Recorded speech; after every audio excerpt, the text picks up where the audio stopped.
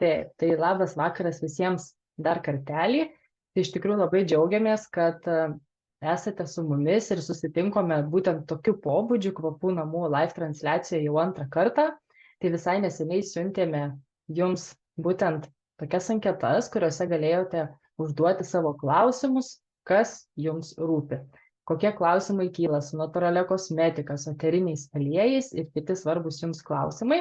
Ir visai neseniai, būtent balandžio mėnesį, darėme pirmą transliaciją, kadangi iš tiesų klausimų buvo daug, atsakyti visas temas nespėjome, tai nusprendėme padaryti dar vieną live transliaciją, į kurią susitikome šiandien. Taigi šiandien toliau kalbėsim apie tai, iš tikrųjų, kas jums rūpi ir pagal jūsų pateiktus klausimus, kurie buvo užduoti, gvildensim šias temas. Tai temas šiek tiek atrinkome, tam, kad būtų lengviau kalbėti, žinoma, paliesime ir kitus klausimus. Tai visų pirma, kas yra labai labai svarbu ir daugeliu iš jūsų pasirodė aktualu, nes susilaukėme išties nemažai klausimų, tai yra kvapų poveikis moterų ir vaikų sveikatai. Tada kita aktuali tema, kuri iš tikrųjų jau čia pat, tai yra odos apsauga nuo saulės. Taip pat apie odos priežiūrą, skinimalizmą ir būtent kuo čia dėta aromaterapija ir keletą kitų klausimų. Tai jūsų klausimus atsakys Rūta Daunoravičienė, visuomenės sveikatos specialistė, laboratorijos vadovė ir žinoma viena iš kvapų namų įkūrėjų. O transliacijos pabaigoje, kaip ir minėjome, atsakysime jūsų papildomus klausimus susijusius būtent su šiomis temomis. Galite drąsiai klausti, čiato langelėje pasistengsim atsakyti šitus klausimus, transliacijos pabaigoje pakomentuoti. Na, o dabar, manau, galime pradėti ir aš savo žodį perleidžiu Rūtai.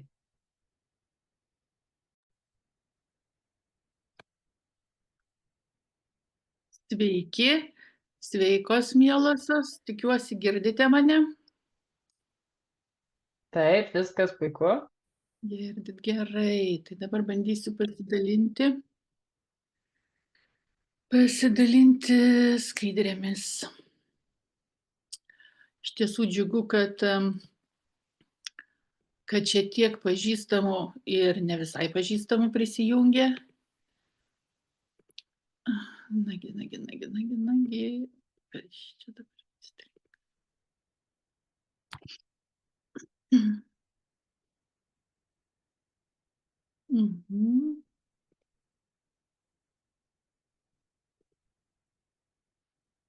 Na, bet tikiuosi dabar jau matote. Ar matote? Taip, viskas gerai. Ar matosi? Man matosi. Gerai. Taip. Tai gerai, tai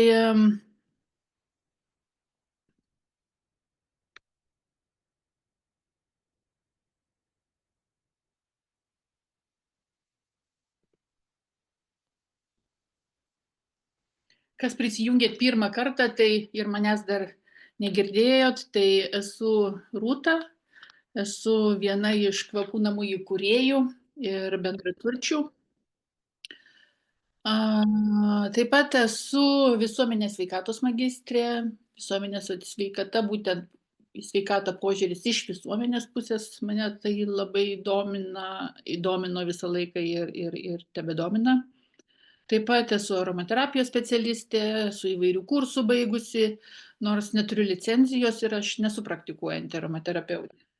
Taip pat turiu eterinių aliejų ekspertės pažymėjimą iš Madrido Politechnikos universiteto ir taip pat dar kosmetikos ir kvapių produktų saugos vertinimo specialistė esu. Tai, žodžiu, viskas mano gyvenime ir toj profesiniai veiklai labai persipynę ir susiję yra su sveikais pasirinkimais, iš tiesų, su tuo, kas sveika, sveikiausia ar nelabai. Ir tuo pasistengsiu šiandien ir pasidalinti su jumis. Tai trumpai gal, kas pirmąsyk jungiatės, perbėgsiu, ką praeitą kartą kalbėjom. Tai kvapų namų misija yra aprūpinti jūs sveikais ir švariais kvapų terapijos ir aromaterapinės kosmetikos produktais. Pabrėžiu būtent švariais, dėl to, kad visuotinai užterštoj aplinkoj švarų produktą be taršalų, be pavojingų taršalų, endokrininę sistemą ardančių taršalų yra sudėtinga ir natūralią kosmetiką, natūralius produktus gaminti, ir kvapiuosius produktus gaminti. Irgi, žodžiu, čia yra tokių iššūkių, o mes turim tas galimybės ir dėl to siūlom būtent ne tik efektyvius, bet ir švarius produktus. Kodėl pasirinkom augalų kvapus? Todėl, kad tai yra biologinės molekulės, eteriniai aliejai yra aromatinių vaistažolių ekstraktai, tai jie mums yra svarbus dėl to, kad apsupdami į save, savo aplinką jais mes save apsupame būtent biologinė molekulėm. Tas yra svarbu miestuose gyvenantiems, kur jau kontaktas su gamta yra labai minimalus. Ir tos gamtinės molekulės mums padeda susikurti biologiškai palankesnę aplinką, antistresinę aplinką, raminančią aplinką, nes būtent žalioji aplinka, gamtiška aplinka, tai yra tai, su kuo žmogus gyveno per visą savo evoliucijos laikotarpį 40 000 metų. Ir kai mes staigiai susikraustėm į miestus, staigiai, čia kabutėse žodis, bet iš tiesų evoliuciškai tai labai staigus pokytis, nes praktiškai per 150 metų labai pasikeitė mūsų aplinka ir jinai mūsų kūnams, mūsų organizmams, mūsų psichikai, aišku, turi didžiulį poveikį, destrukcinį poveikį, sakyčiau, dėl to tų ligų daug tokių įvairiausių lėtinių. Kodėl taip yra? Dėl to, kad iš žmogaus gamtą labai sunku išplėšti. Mokslininkai yra iškėlę tokią biofilijos hipotezę, kad būtent gamtinė aplinka mums be galo svarbi ir tik tai gamtoj mes galime natūraliai funkcionuoti pilnavertiškai, o yra tyrimų begalybė dabar atlikta iš tiesų, kad tie žmonės ir tie vaikai, kurie vaikystėje praleido labai aplinkoje, kurioje labai mažai žaliosios gamtos, jie pasižymėjo 4 kart blogesnė psichikos sveikata. Ir paauglystėje sirgo beveik 2 dažniau negu vaikai tie, kurių aplinkoje buvo daug gamtos. Tai labai svarbu yra. Na ir čia tiesiog noriu tokią iliustraciją jums pateikti, kad įsivaizduotumėt, kaip mes gyvenom per 40 000 metų ir po to 150 susikėlė į miestus, kaip atrodo ta mūsų aplinka. Jinai labai pasikeitusi yra ir dėl to tos gamtos patyrimo galimybės miestuose mažėja. Na, dabar aišku, jas bandoma atkurti, dėl to čia visokių judėjimų vyksta, bet tai yra viena iš priežasčių, kodėl mes taip sergame ir fizinėmis, ir psichinėmis lygomis. Nu, pažiūrėkit, kaip mūsų vaikai dabar auga, kokioje aplinkoje, ne ant sintetinių kilimų, ant sintetinių baldų, žaidžia plastikiniais žaislais. Vietoj to, kad būtų gamtiškoje aplinkoje, kaip visą laiką mes augome. Tai dabar yra tų iniciatyvų, yra darželių, yra mokyklų, kurios vaikus augina kiek įmanoma natūralesnėje aplinkoje. Tai jeigu tik turit galimybę į tokius darželius, į tokias mokyklas vaikus leisti, tai ir pasinaudokite tą progą. Tai tos gamtos patirtis turi teigiamą poveikį psichologiniai geroviai, tai ir laimės pojūčiai, ir socialiniams ryšiams, ir psichologinis distresas mažėja, pagerėja miegas, pagerėja pažintinės funkcijos, atmintis ir dėmesys, impulsyvumas sumažėja, vaikų akademiniai pasiekimai gerėja, vaizduotė, kūrybiškumas. Ir taip pat retesni įvairūs sutrikimai, tai ir nerimo, ir dėmesio, hiperaktyvumo sutrikimai. Na ir dėl to atsiranda, kadangi kalbamės apie kvapų aplinką, apie tuos kvapus, kuriuos naudojam buity, tai iš karto tokia atsiranda klausimas ir priešprieša turbūt, tai sintetiniai ir gamtiški kvapai, kurie yra geresni, tai ir skirtumas yra didžiulis dėl to, kad nepriklausomai nuo to, ar kvapo molekulė yra sintetinė ar natūrali, jinai yra labai mažytė, labai laki ir labai lengvai skverbiasi per visas membranas. Tai yra, kai mes įkvepiam tas molekulės, tai jos labai lengvai patenka per plaučių alveolės į kraują. Arba jeigu naudojam sintetinius kvepiklius ant odos su kosmetika, pavyzdžiui, tai irgi dėl savo cheminių ir fizinių savybių tos molekulės labai lengvai patenka į sisteminę kraujotaką. Nu ir tada kas? Jeigu tai yra svetimos medžiagos, sintetinės medžiagos, tai yra tikimybė kad išsivystys lėtinis uždegimas, nes organizmas priverstas yra nuolat atsikratyti tų svetimų medžiagų. Žinoma, mes turim kepenis, turim inkstus, kurie šalina šitas visas, dezaktyvuoja visas medžiagas, net ir nuodus. Tačiau tas resursas kepenų jis yra ribotas. Tai kadangi mes aplinkoje savo susiduriam su daugybė cheminių medžiagų, tai tas cheminis kokteilis jis iš tiesų yra labai didelis ir jo reikia kiek įmanoma jį mažinti, kiek įmanoma jo vengti. Tai čia ir tų ilgai kvepiančių kvepalų yra problema, net tas šleifo, kuris yra labai pageidaujamas kvepalų pramoniai.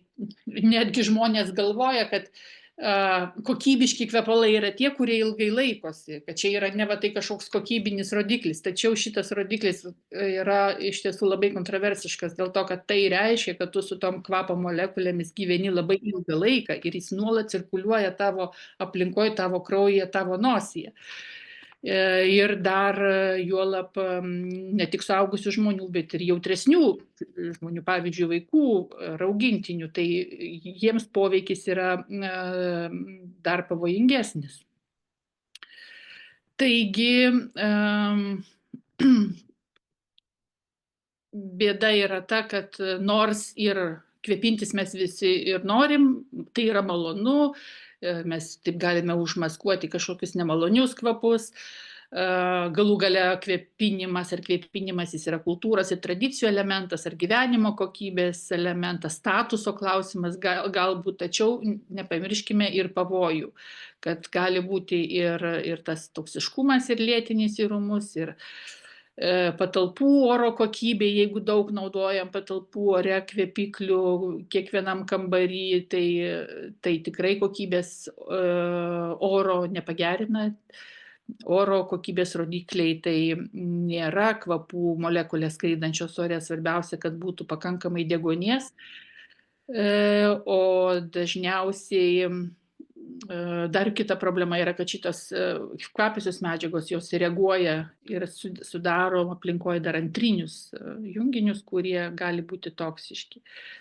Ir dar dalykas yra tas, kad visą tą sintetinės medžiagas, kurias su kosmetika arba su kvepikliais mes sugeriam ant savęs, suvartojam, jas nuplauname su kanalizacija. Vandens tiekimo įmonės valymo įrenginiai neišvalo tokių molekulių, nei konservantų, nei ftalatų, nei lakiųjų molekulių, o tos, kurios yra patvarios, jos ilgai cirkuliuoja dirvožemy, ilgai cirkuliuoja vandenyse, patenka į upelius, upes, į jūrą, į Baltijos jūrą, su žuvim grįžtant mūsų stalo ir taip gaunasi ir su vandeniu geriamuoju taip pat. Ir gaunasi taip, kad jau mūsų organizmuose, praktiškai visuose organuose yra randama mikroplastikų ir pavojingų medžiagų. Ir moterų placentui, ir žindančių moterų piene, tai iš tiesų tokių dabar daug yra nerimo keliančių rodiklių ir ta tarša jinai greitėja. Tai išeitis yra ta, kad tų cheminių medžiagų naudotume, sintetinių medžiagų naudotume kuo mažiau. Juolab, kad ir ištirtųjų yra labai nedidelė dalis, va čia šito ledkalnio viršūnėje tik pavaizduota, kad apie 500 cheminių junginių yra labai aiškiai apibrėžti, labai aiškiai žinomi, kaip jie veikia mūsų aplinką, o dėja dar didesnioji dalis, apie 70 000 cheminių junginių, kuriuos mes naudojam visur, čia ne vien tik kalbant apie kosmetiką, bet ir apie mūsų aplinką, daiktus ir panašius dalykus, tai tas poveikis jis nėra žinomas, o cheminės medžiagos atsiranda vis naujos kiekvieną dieną ir ne po vieną, nes mokslas labai vystosi, inovacijos kūriamos, bet jų sauga sveikatai, poveikis sveikatai yra vertinamas labai iš lėto. Tai būtent sintetiniuose kvepikliuose manąkart daugiau kalbėjau, bet šiandien tik priminsiu, kad didžiausias pavojus yra endokrininę sistemą ardančių medžiagų. Jų padaugėjo labai mūsų aplinkoje, mūsų produktuose naudojamuose, tai kvepikliuose, kvepaluose, tai kai kurie konservantai, Tai sintetiniai kvepėjai muskusai, būtent kurie tą šleifo efektą duoda.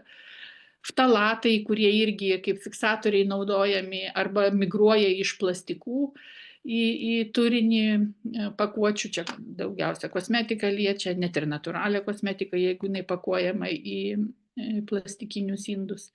Na ir šitų medžiagų, endokrinę sistemą ardančių medžiagų poveikis nepriklauso nuo dozės. Tai yra saugios dozės nėra, kadangi viskas vyksta hormonų lygyje, hormonai irgi veikia mikroskopinėmis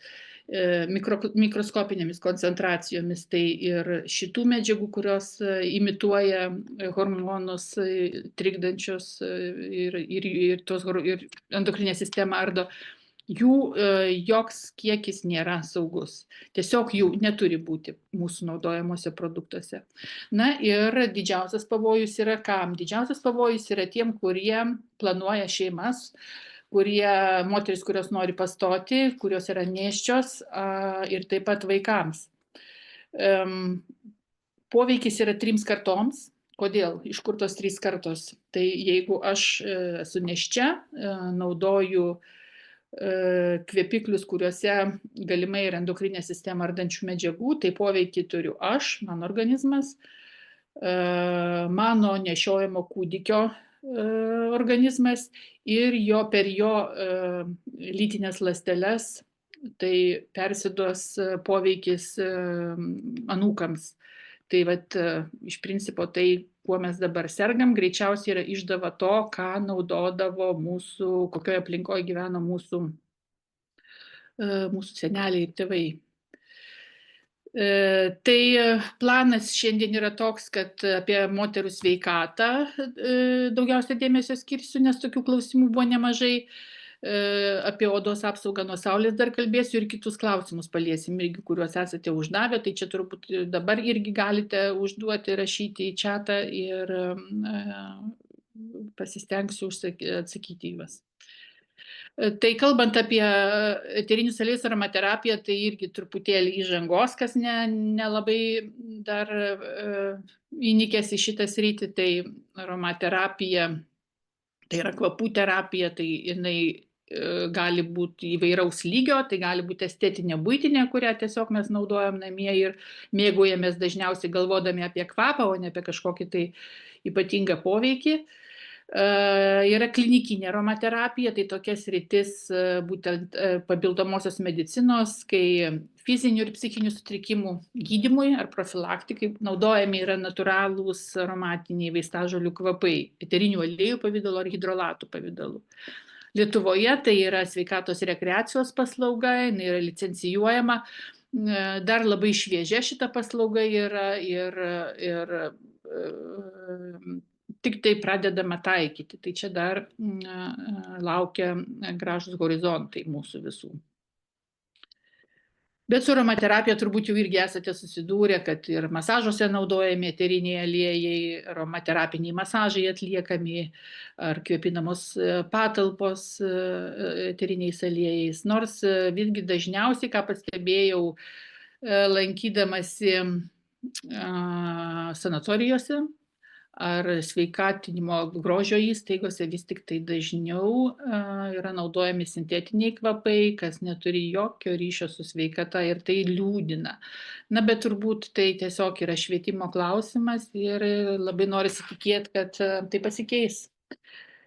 Eterinis aliejus, kas tas yra toks per daiktas, tai eterinius aliejus, lakiąsias medžiagas, tai sintezuoja patys aromatiniai augalai, visi augalai, kurie kažkokį kvapą turi, kuriuos mes galim patrinti, užuosti arba net nepatrinus užuosti jų kvapą, kad ir spygliuočiai miške būdami, tai tos medžiagos vadinamos biologiniais lakiaisiais organiniais junginiais, o kai tą augalinę žaliavą surinkę išdistiliuojame, su specialiu tokiu prietaisu, alembiku arba šiuolaikiniais kažkokiais prietaisais išgauname eterinį aliejų. Tai tos medžiagos, kurios į eterinį aliejų patenka, yra tos pačios dažniausiai, kurios skraido ir miške, pievoj, parke, sode, tik tai labai koncentruotų pavidalų. Na ir būtent užuosdami ar naudodami eterinį aliejų, turim turėti galvoje, kad jo turim naudoti tik tai labai nedaug, lašais, ir eteriniai aliejai platinami yra, parduodami mažuose buteliukuose ne veltui, dėl to, kad tai yra labai koncentruota medžiaga. Ir su jais reikia elgtis atsargiai. Tai yra bioaktyvios medžiagos, aromatinių vaistažolių bioaktyvios medžiagos, kvapūs ir lakūs skysčiai ir mažos molekulinės masės. Ir ką tai reiškia? Tai reiškia, kad jos yra tokios mažos, kad jos labai lengvai skraido patalpoj, padėjus atvirą buteliuką eterinio aliejaus, ilgainiui jisai išgaruotų ir liktų tuščias. Vadinami jį aliejais, bet noriu atkreipdėmėsi, kad jie nėra riebus, tai nėra riebalai, ir kodėl iš tiesų jis buvo pavadintas aliejum, man dabar sunku pasakyti. Bet galbūt dėl to, kad tai yra lipofiliški, tai yra riebaluose tirpios medžiagos ir hidrofobiškos, tai yra vandenį netirpstančios medžiagos. Jeigu eterinį aliejų įlašinsit į vonią prileistą vandens, tai matysit, kad tas lašas kybo paviršiuje ir nesimaišo. Ir pagal kvapo tvermę yra skirstomi dar į natas. Viršutinės natos tai yra tokie kvapai, tokie eteriniai aliejai, kurie labai greitai išgaruoja. Kvapas trumpas, širdies natos tie, kurie vidutiniška kvapo tvermė, tai gali tverti kelias valandas ar kelias dienas. Ir bazinė nata jau dar ilgiau tveriantys eteriniai aliejai, tai santalai, pavyzdžiui, tokie yra. Santalų eterinis aliejus, vetiverijų, pačiulių. Ir kai kurie iš šitų medžiagų, kai kurios iš tų eterinių aliejų vis dar naudojami parfumerijoje, nors vis rečiau ir rečiau. Pagrindinės aromaterapijos priemonės yra eteriniai aliejai ir hidrolatai. Tai eterinis aliejus distiliavimo metu plūduriuoja paviršiui, hidrolatas apačioj, tai yra vandeninis ekstraktas, jame šiek tiek eterinio aliejaus molekulių ištirpsta, tos, kurios mėgsta vandenį, ne visos, dėl to hidrolatas yra labai švelnus, mažos koncentracijos aromaterapinė priemonė. Ten koncentracija eterinio aliejaus nesiekia ir 0,1%. O eteriniai aliejai tai jau yra tie koncentruoti, labai koncentruotas produktas. Ir šiais laikais dar vis plačiau naudojami yra CO2 ekstraktai. Tai jie išgaunami ne distiliavimo būdu, bet specialia įranga, kada naudojamas yra anglies dvideginis po specifiškoj temperatūroj ir po dideliu slėgiu. Ir tuomet tas anglies dvideginis būna tokios būklės, nei dujos, nei skystis, ir pasižymi geromis tirpiklio savybėmis, ištraukia visas aromatinės medžiagas, ir tie ekstraktai yra be galo turtingi, ir jų kvapai yra kartais pranokstantis eterinio aliejaus kvapą savo grožiu, ir jis yra artimesnis augalui negu kad eterinio aliejaus kvapas. Dėl to kartais žmonės pauosto eterinį aliejų, ir jeigu paklausia, tai ką čia uostai, ką užuodi, tai dažnai žmonės net ir neatspėja, koks augalo aliejus. Dėl to, kad eterinio aliejaus kvapas skiriasi nuo gyvo augalo kvapo. Taip, pagrindinės priemonės tai eteriniai aliejai ir hidrolatai, ir pagalbinės dar naudojamos, tai nešikliai reikalingi. Tai garintuvai yra naudojami, jeigu norime eterinį aliejų paskleisti patalpoje, didesniam tūryje, naudojami difuzoriai. Taip pat ant odos aromaterapiniai kosmetikų ar masažuose tai naudojami baziniai aliejai, kremai, geliai, losjonai. Taip pat ir moliai gali būti naudojami įvairiausioms kaukėms, kompresams. Druskos irgi labai svarbus aromaterapinis nešiklis, būtent aromaterapinėms vonioms, kurios gali būti ir pilnos, ir sėdimos, ir kojų vonelės įvairiausios. Ir savybės ir poveikis eterinių aliejų yra, jis visada yra holistinis, visada eteriniai aliejai veikia mūsų visą kūną, nepriklausomai nuo to, galbūt mes patepėm lašelį tik tai ant dešinės rankos, bet mes tas molekulės įkvėpėm ir pro nosį į plaučius. Tai tas poveikis visada yra ir visuminis. Tai reiškia, kad ne tik patepėm ant odos, ne tik ant toj vietoj veikimas yra, bet ir per kraują visam organizmui. Aišku, tai priklauso nuo dozės, būtent tas farmakologinis poveikis, jis priklauso nuo dozės, priklauso nuo eterinio aliejaus sudėties ir nuo vartojimo būdo.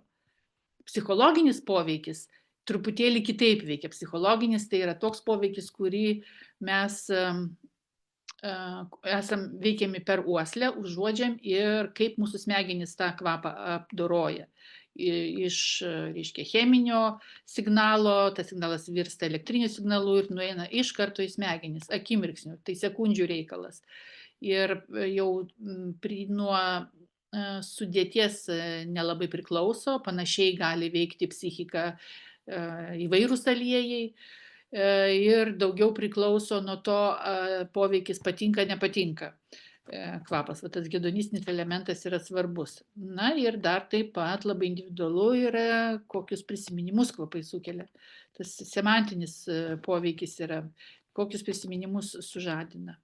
Ir taip pat lūkesčiai ir placebo irgi yra svarbus dalykas, nes dažnai galima užuosti tai, ką mums sako, kuo kvepia, arba tai, ko mes tikimės. Tai šitas momentas irgi su uosle, su kvapais labai yra ryškus.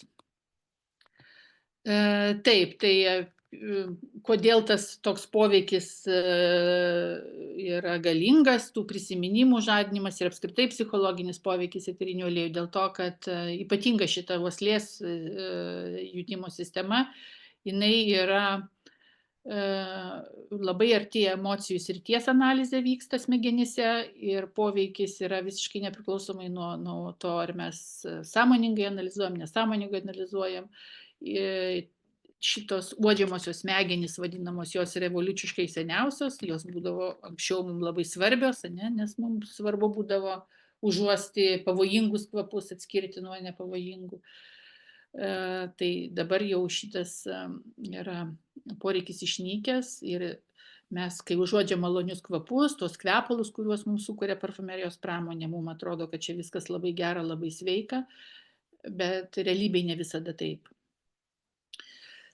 Tai poveikių spektras yra labai platus, dažniausiai dėl ko pasitelkiama aromaterapija, tai dažniausiai būtent dėl raminančio antidepresinio poveikio, relaksuojančio poveikio, nes iš tiesų to streso nuolatinio mūsų aplinkoje vis daugiau yra ir tas stresas tai nėra vien tik tas stresas dėl to, kad mes turim kažkokių tai labai daug darbų atlikti, bet tas pats stresas, apie kurį minėjau pradžioje, kad vien gyvenimas mieste, toli nuo gamtos, tai yra stresas dėl to, kad mūsų žvilgsnis nepratęs prie pilkos aplinkos, mūsų nosis prašo biologinių molekulių, mūsų lytėjimo, oda prašosi natūralių kontaktų, o ne sintetinių. Žodžiu, kad mes susidurėm su visiškai svetimom medžiagomis ir su svetima aplinka kasdien.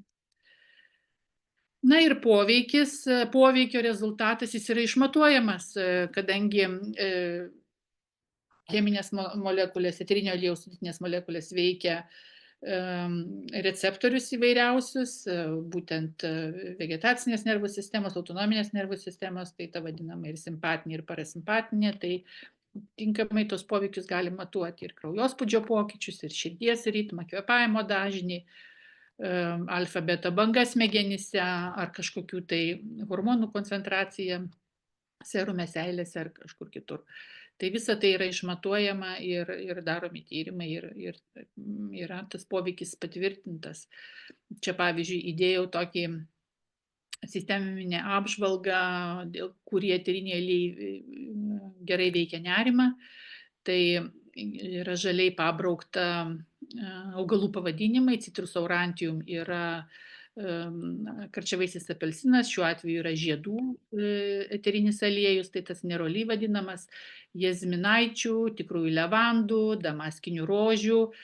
Ir ką čia mes matome? Mes matome tokią schemą, kur būtent yra sudedamas apibendrinimas, kai yra norima apžvelgti keletą tyrimų. Tai kas yra kairiai pusėje rodo teigiamą poveikį, kad nerimas mažėja Ir būtent vat, šitos atkarpos, jeigu jos neliečia nulinės ašies, tai rodo, kad tas poveikis yra statistiškai patikimas. Tai aš ir pabraukiau žaliai tuos būtent augalus, kurie rodo, kad nerimo mažinimas buvo statistiškai patikimas. Tai reiškia, kad tai tikrai efektyviai mažina nerimą.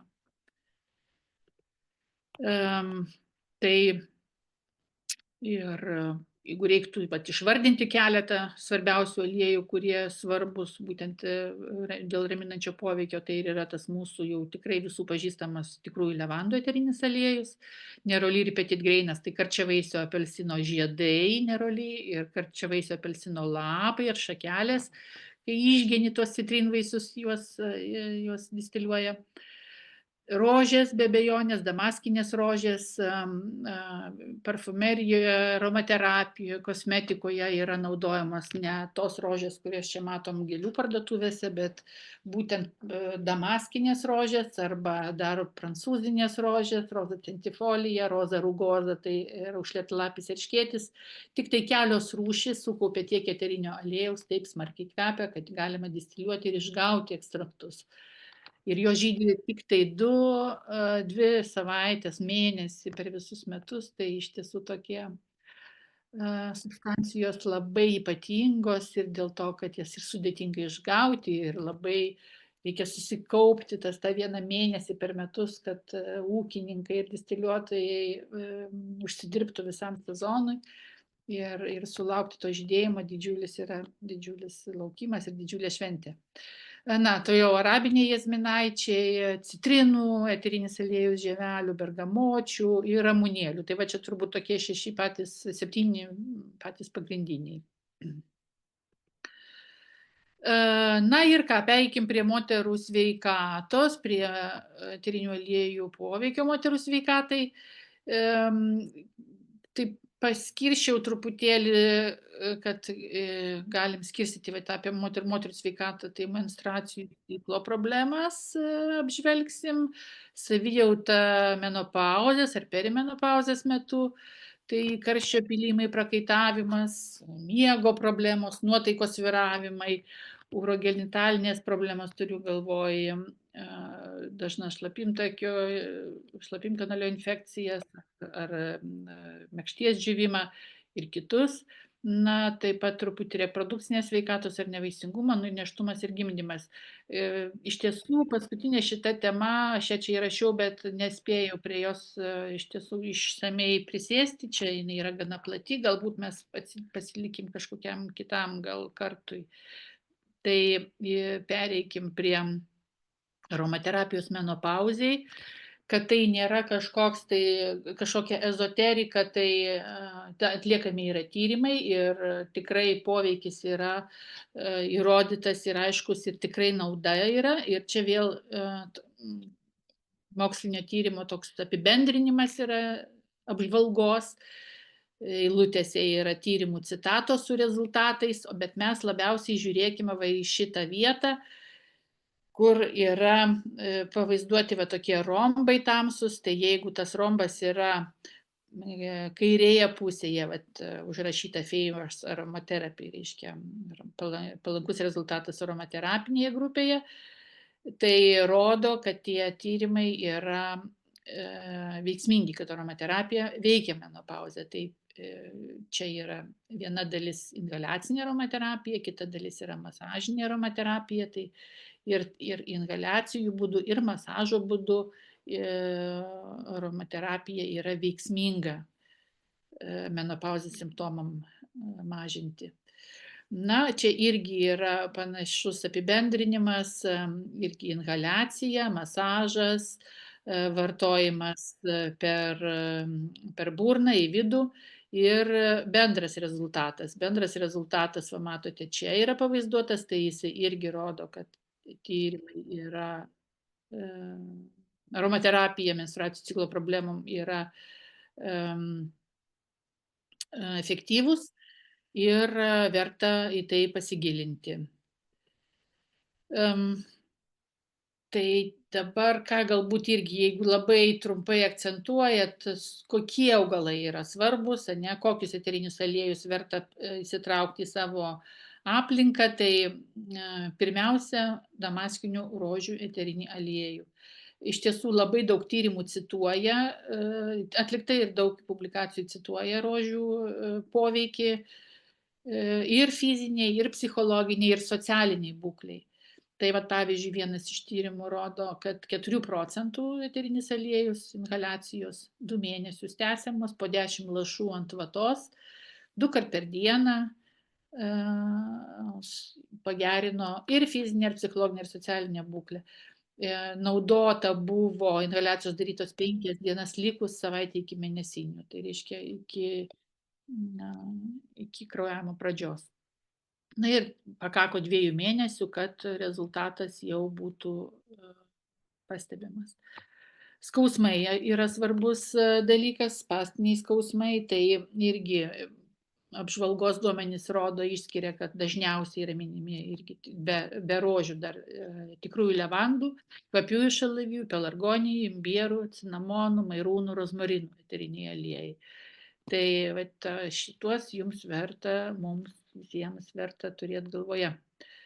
Kvapiųjų šalavijų yra retesnis mūsų kraštuose augalas, kvapieji šalavijai ir jų ekstraktai, daugiau auginamas vaistinis šalavijas, tai aš atkreipsiu dėmesį, kad va čia yra nuotraukai būtent kvapusis šalavijas parodytas, tai distiliuojama yra iš žiedų, žiedai yra labai kvapnus, skirtingai nuo vaistinio šalavijo, kur yra renkami ir džiovinami arba ekstrahuojami lapai. Lapai labai skiriasi. Ir damaskinė rožė, apie ją jau minėjau, kad tai yra ypatinga rožių rūšis, kuri žydi tik tai kelias savaitės ar mėnesį per metus. Ir tai sudėtingai išgaunami tie ekstraktai yra, bet tai yra iš tiesų labai apskritai ne tik tai menopauzės, rožės yra iš tiesų moters gyvenimo draugės, tai šitą reikia turėti visada galvoj ir nepamiršti. Mes kvapų namuose gaminam tokį mišinį, kurį vadinam lengvas ciklas, tai vat jo sudėtyje turim yra rožių damaskinių eterinis aliejus, pelargonijų, kvapieji šalavijai, bergamotės ir apelsinai. Kvapas iš tiesų puikus ir irgi jį rekomenduočiau turėti, naudojimas yra, aš aptarsiu turbūt skaidrė bus vėliau, bet irgi ir inhaliacijom, ir masažais, ir pasitepti kryžmens sritį ar pulso vietas. Tai čia dar prie to pačio naudojimo dar bus skaidrė. Na, vėl irgi tyrimo apžvalga apie būtent tikrųjų levandų ir neroli aliejų, karčiavaicio citrinmedžio žiedų. Tai irgi bendrieji simptomai, fiziniai simptomai, karščio pylimai, libido poveikis, žinia, perimenopauzės metu labai sumažėja libido, tai jį būtent irgi, čia dėl estrogenų kiekio sumažėjimo, tai būtent irgi šiuo atveju levandų ir neroli aliejai pagerina, padidina libido, tai jau matom tos įvertinimus kitoj pusėj, nes favors aromaterapija yra dešiniai. Na ir miego sutrikimus irgi palengvina, sumažina miego sutrikimus. Tai šiuo atveju tikrųjų levandų aliejus buvo naudotas, o neroli tik tai 0,1% rodė geriausius rezultatus. Tai ir iš tiesų labai džiugina, kad dėl to, kad neroli aliejus irgi yra labai brangus, kaip ir rožių eterinis aliejus, tai net ir mažos koncentracijos veikia kuo puikiausiai. Tai irgi draugai menopauzėje yra tikrųjų levandų eterinis aliejus ir neroli, tai yra citrus aurantium amara, būtent žiedai. Žiedų eterinis aliejus. Mes kapų namuose turim ir eterinį aliejų, ir turim eliksyrą, kuris yra toks ypatingas fitolis, pagamintas senoviniu maceracijos būdu, kada žiedai yra sumerkiami į simonsijų aliejų ir yra laikoma keletą savaičių, kol aliejus prisisotina aromatinių medžiagų iš tų žiedų, tai dar po kelių dienų vakarykščiai žiedai yra išimami, nusunkiami, į tą patį aliejų merkiami nauja porcija šviežių žiedų ir taip keletą kartų, kol aliejus prisisotina to nuostabaus nerolio aromato. Tai labai rekomenduoju užsukti salonus pauostyti, kam neteko uostyti, nuostabus kvapas iš tiesų.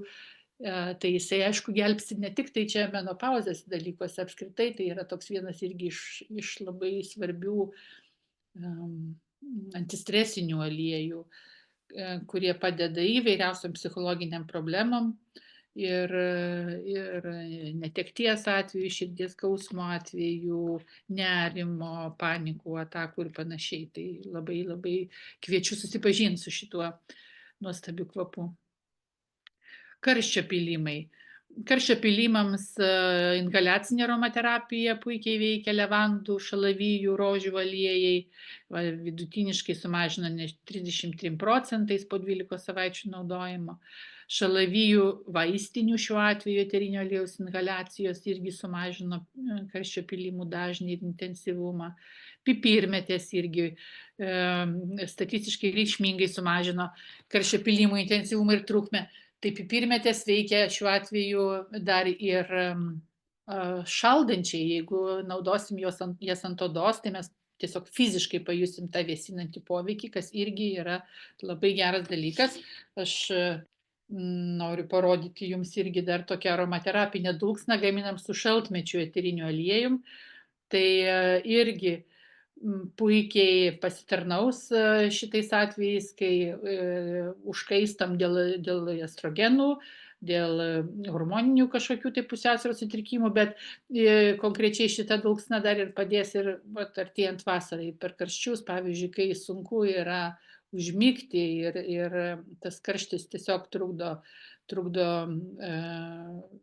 per karščio bangas iš tiesų sunku darosi ir miegoti, tai tiesiog pasipurškus, pasikvėpinus šitą dulksną, jinai veiks trumpai, apie kokį 10-15 minučių, bet tiek ir reikia užmigti, atvėsina puikiai ir iš tiesų toks palengvėjimas ateina akimirksniu.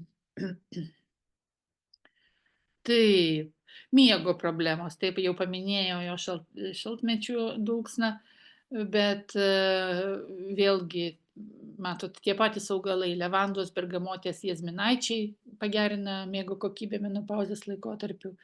Ilgalaikis levandų aliejaus naudojimas prieš miegą ir inhaliacijos arba difuzoriuje pagerina irgi miegą, sumažina prabudimų skaičių, subjektyviai miego kokybę pagerina.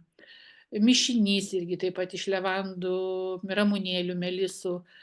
Neroli vėl minimas inhaliaciniu būdu 20 minučių prieš miegą. Žodžiu, šitie augalai, jie ir raminamai veikia ir kartu padeda, su jais mes galim pagal savo poreikį ir pagal kvapo preferenciją. Irgi dar noriu pasakyti, kad nebūtina šitų visų kvapų naudoti, jeigu, pavyzdžiui, nežinau, yra žmonių, kam nepatinka levandos.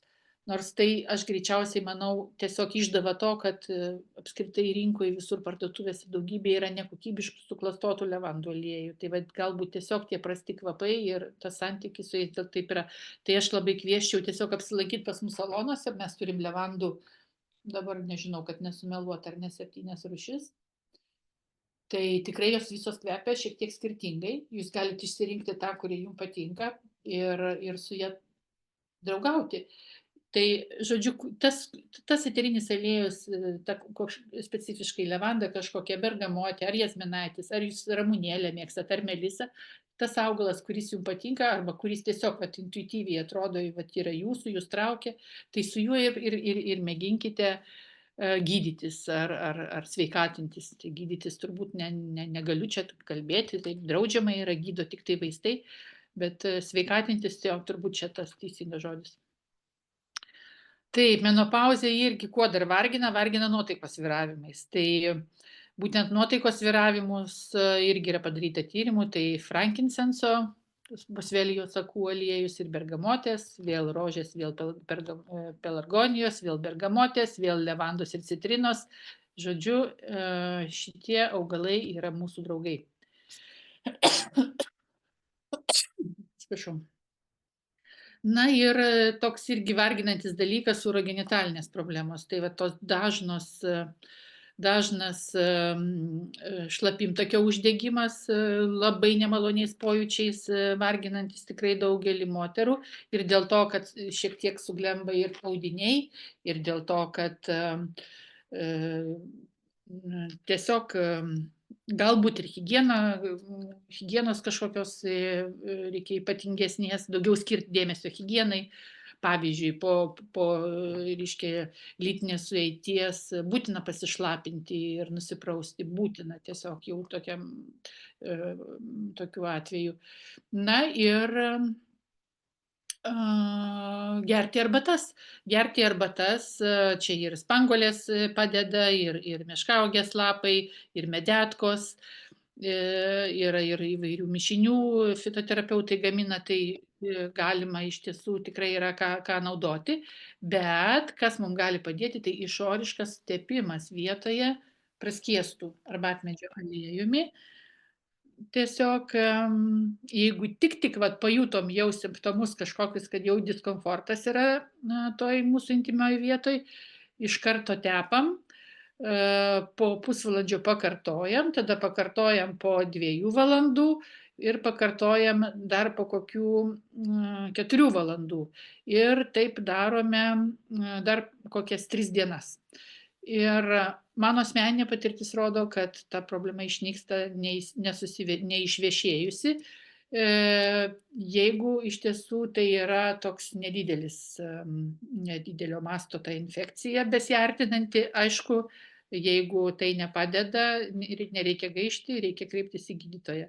Bet, sakau, tose užuomazgose, jeigu tik tai jau pajutom tą diskomfortą, tai verta pabandyti naudoti lokaliai. Ramunėlių ir rožių aliejų mišinys irgi padeda. Šiuo atveju čia buvo tyrimas su higienos prausikliu ir jisai ir sumažino makšties sausumą po 8 savaičių naudojimo. Bet dar jeigu ir ne apie mišinį kalbant, tai nepamirškime hidrolatų. Hidrolatų sėdimosios vonelės arba kompresai, arba tiesiog purškimas po prausimosi, sodriai pasipurkšti hidrolatu. Tai čia turbūt pirmas pasirinkimas būtų rožė, pelargonija, šalavijas, arbatmedis irgi. Tai irgi padėtų, galbūt, sakyčiau, šiuo atveju profilaktikai. Jeigu jau jaučiam kažkokius simptomus, hidrolatai nepadės. Hidrolatai yra per mažos koncentracijos, bet intymiai higienai tinkami.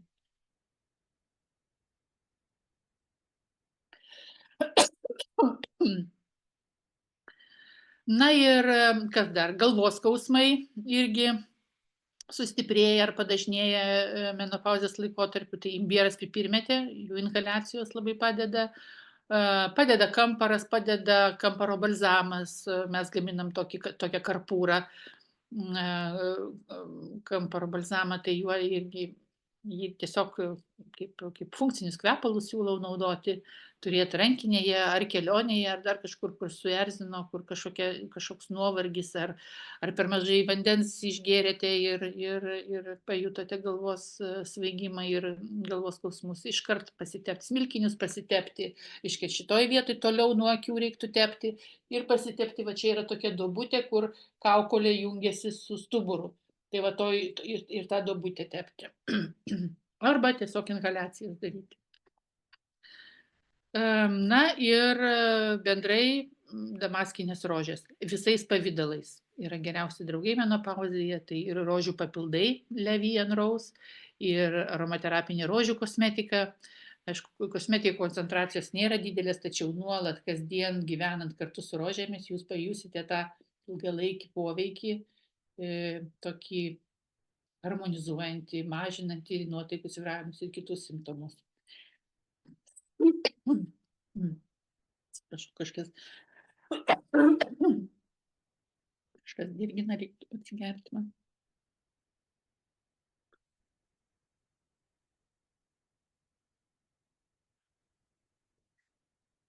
Na, prie dozavimo prieikime.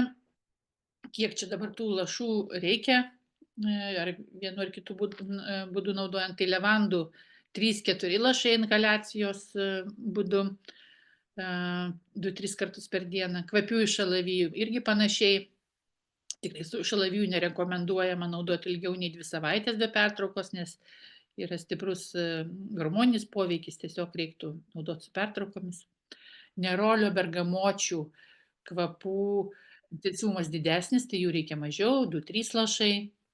Difuzoriuje, vakarais geriausia. Rožių jazminaičių dar stipresnis kvapas yra ir jų pakanka 1-2 lašų. Irgi inhaliacijų būdu arba tuos lašus lašinti į bazinį kažkokį aliejų arba naudoti kosmetiką su kvapų namų kosmetika, pavyzdžiui, su rožėmis ar jazminaičiais. Aromaterapinis masažas irgi čia apie streso lygį, nes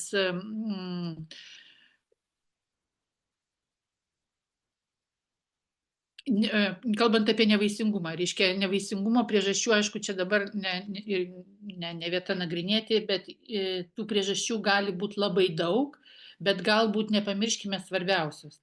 Aišku, čia aš užsiminiau jau apie tą taršą, kad iš tiesų endokrininę sistemą ardančios medžiagos kerta labai per vaisingumą ir moterų, ir vyrų. Bet ko gero visų problemų priežastis, pati šaknis, tai yra stresas. Nuolatinis mūsų tas stresas, kurį mes galim tiesiog justi apčiuopiamai dėl kažkokios kasdienės veiklos ir dėl to, kad mes gyvenam ne savo aplinkoje, svetimoje aplinkoje, toli nuo gamtos. Tai tą streso lygį raminamieji eteriniai aliejai, jie sumažina. Ir kai streso lygis sumažėja, kai tu pradedi gyventi kažkokioje harmonijoje, kai daugiau kreipi dėmesio, daugiau išgirsti save, išmoksti sąmoningai atsipalaiduoti, sąmoningai mažinti tą ekspoziciją stresui, tai ir tas vaisingumas ir galimybė pastoti padidėja. Dėl to aromaterapija viena vertus labai gali būti naudinga. Kita vertus, reikia nepamiršti, kad žmonės jautrus kvapams gali turėti padidintą jautrumo slenkstį. Ir natūraliems kvapams, ir sintetiniams kvapams. Tai vėlgi reikia klausyti savęs ir tada stengtis gyventi be kvapų. Ir galbūt tai padės pastoti. Tai vienareikšmio atsakymo nėra. Dar kitas dalykas yra, kad, bet čia turbūt bus skaidrė, taip, kad jau kalbant apie nėštumą, nenaudokite kvapų, nesvarbu kokių sintetinių ar natūralių, be reikalo, profilaktiškai ir panašiai, ypač pirmam trimestre. Tai yra cheminės medžiagos, aš apie sintetiką apskritai nekalbu, tai sintetiniai kvapai turėtų būti ir kvepalai turėtų būti uždrausti ir taip mokomos nėščiosios vengti būtent sintetinių kvapų, kaip yra daroma toj pačioj Prancūzijoje nėštumo priežiūros centruose. Bet ir eterinių aliejų irgi su jais reikia elgtis atsargiai. Tai yra, jeigu nesergam, jeigu prisikabino tik kažkokia menka sloga, stengtis išgyventi be jokių eterinių aliejų ir be jokios profilaktikos. Paisyti visada intuicijos. Yra eterinių aliejų, kuriuos galima naudoti viso nėštumo metu, tai ir net ne viso nėštumo, turiu galvoje, pirmą trimestrą negalim, bet galima vėliau. Tai imbierų, levandų, rozmarino ir bergamotės aliejai, tai jie nereklamuoju, kad jūs naudotume dėl to, kad jie maloniai kvepia. Ne, bet tiesiog, pavyzdžiui, jeigu yra kažkokie simptomai, serga, pavyzdžiui, šeima, arba jum kabinasi kažkoks virusas, arba pykina, tai va šitie eteriniai aliejai gali padėti, ypatingai imbierų, ypatingai citrinų, masažuose galima šiek tiek naudoti, bet labai saikingai, labai atsargiai. Na, gimdymo metu irgi eteriniai aliejai yra naudojami, gali padėti skausmus sumažinti, tiesiog harmoningiau jaustis ir lengviau ištverti tai. tai gimdymo metu jau yra naudojami.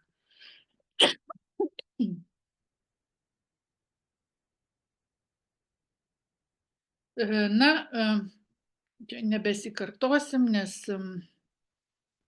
panaši informacija apie naudojimo būdus.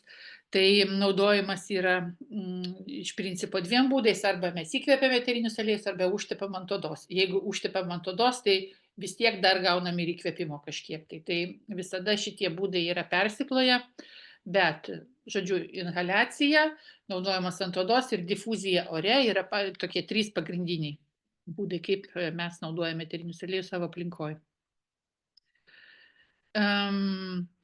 Apie difuzorius turbūt teko jums matyti ir girdėti, dabar iš tiesų labai daug kur jais prekiauja ir daug kur jie yra siūlomi jau iškart ir su kvapais, bet kaip taisyklė tie kvapai yra sintetiniai, tai aš tikrai tokių nerekomenduočiau pirkti. Vis tik tai, jeigu norite natūralių biologinių kvapų savo aplinkoj, tai naudokite eterinius aliejus ir pirkite juos specializuotose parduotuvėse. Labiausiai, aišku, rekomenduoju kvapų namus, nes mes užtikrinam kokybę ir švarą, mes tikrinam kiekvieną partiją, pažiūrim, ar tikrai autentiškas, ar nėra kažkokių tai priemaišų, ar nėra endokrinę sistemą ardančių medžiagų, pavyzdžiui, ftalatų, kurie tikrai labai dažni yra mūsų visur, jų tikrai sudėtinga jų netgi išvengti yra. Tai mes užtikrinam, kad šitų dalykų, šitokios taršos nepapuola į mūsų eterinius aliejus. Tai tikrai rekomenduoju kvapų namuose. Ir difuzorių būna įvairių, būna, kur naudojamas vanduo, vadinamieji ultragarsiniai difuzoriai, kur tokį garą leidžia, tai jie dar truputėlį padrėkina patalpas. Tai galima šituos difuzorius naudoti, jų įvairaus dizaino būna, galima naudoti šildomuosius difuzorius, kurie patys veikia kaip termostatas, pašildo eterinį aliejų, kurį užlašinti be jokio vandens ir jis garuoja natūraliuoju būdu. Galima naudoti USB garintuvėlius, tokius būna ir automobiliuose, ir į kompiuterius įsijungti, kurias USB jungtis yra. Tai žodžiu, yra įvairiausių jų, bet čia dabar apie tai turbūt gal neapsistosiu, bet ką aš noriu padaryti, tai jums parodyti, kaip galima naudoti inhaliacijos būdu, kaip pasigaminti asmeninį uostuką. Taip, dabar čia, kad jūs matytume, tai turbūt man reikia palenkti. Mante, tu pasakysi, kada matosi, gerai? Aha, dar truputėlį, gal čiut gali žemyn palenkti. Dar žemyn? Nu, va, dabar gerai. Gerai. Tai va čia yra uostukas toksai. Dažniausiai jie būna plastikiniai. Tai aš plastikinio nerekomenduoju naudoti dėl to, kad kai į vidų įlašinsime eterinių aliejų, jisai gali reaguoti su tuo plastiku, išsiskirti ftalatai, pradėsit uostyti tuos ftalatus, endokrinė sistema pradės veikti, tai žodžiu daugiau bėdos negu gerumo. Tai rekomenduoju naudoti metalinius, va čia yra metalinis uostukas. Ir jis yra daugkartinio naudojimo, plastikinis prisigers kvapų ir jūs kažkada turėsite jį išmesti. Šiukšlė, ne, dar plastiko šiukšlė. Šiuo atveju yra metalinis ir daugkartinio naudojimo. Jį tiesiog galima bus išplauti ir naudoti, nežinau, visą amžinybę. Ir yra tokia, tai va, yra 3 dalys, reiškia, sudaro tą uostuką, matėte, ne, atsukau. Ir yra tokia medvilninė šerdelė. Tai ant tos medvilninės šerdelės mes lašinam eterinio aliejaus, kokio mums norisi, kokio mums reikia. Pavyzdžiui, jeigu mes norim turėti, pavyzdžiui, kažkokį tai raminančio poveikio uostuką, tai levandą susilašinsim ar kokį nors nerimą sklaidantį mišinį. Šiuo atveju aš turiu mišinį, kuris vadinasi kvėpavimo džiaugsmas, tai šitą mišinį mes sukūrėm būtent naudoti pavasarį, kai daug žiedadulkių skraidžioja, kai žmonės alergija puola, nosis pradeda varvėti, tai šitas, arba kvėpuo darsi sunkiau, tai va šitas mišinys su marokinė ramunėlė, su, kas čia dar yra, kėniai, eukaliptai, frankinsensas, dantikrapščiai ir marokinė ramunėlė. Tai marokinė ramunėlė dar yra tokia mėlynos spalvos. Tai va šitas mišinys, jisai gerai pagerina gyvenimo kokybę tiem žmonėm, kurie jautriai va tą pavasarį išgyvena.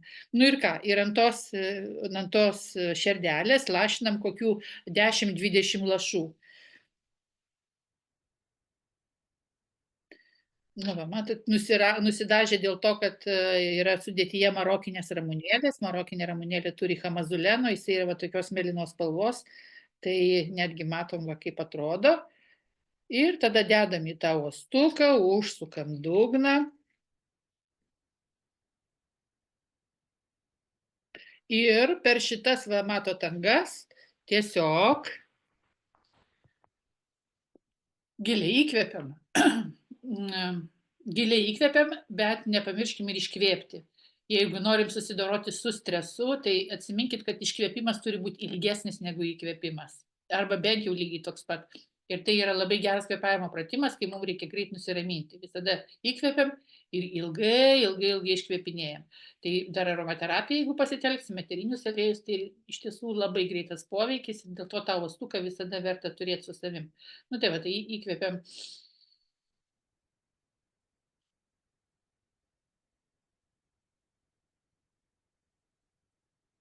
Į kitą šnervę.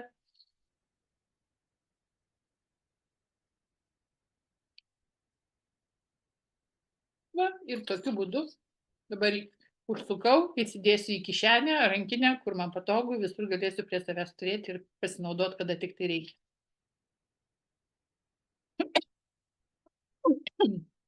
Va, kaip puikiai veikia, netgi atsikosėjau lengviau.